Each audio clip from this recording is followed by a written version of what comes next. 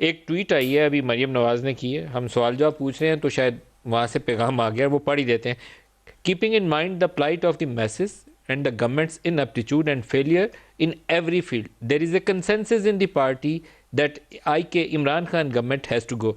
Every day that it is allowed to stay will add to the misery of the people. Not a single member disagreed. ये PMLN की central executive committee का इजलास था, उसका इन्होंने हवाला नहीं दिया, लेकिन उन्होंने कहा कि पूरी पार्टी ने इस पर इतफाक़ किया है कि इमरान खान की हुकूमत को जाना चाहिए और जाने का रास्ता अदम इत्माद है। वलीद साहब, ये क्या बेचारे दरवेश। जी, मैं सबसे पहले तो बिल्कुल आपके साथ देता हूँ, एक चीज़ पे पुरजोर मजम्मत करता हूँ कि शौकत खानम का इस तरह से जिक्र किया गया। ख्वाजा आसिफ इस वक्त 10 अरब रुपए के हर जाने के दावे का जो है सामना कर रहे हैं, जिसमें मैं वकील हूँ प्राइम मिनिस्टर इमरान खान का, जो भी उन्होंने शौकत खानम के बारे में जो बातें की थी, और इंशाअल्लाह अल्लाह ताला हमें उसमें कामयाबी मरियम के अता ट्वीट का करेगा। जवाब दे दें, इसको ना डिस्कस करें तो बेहतर है।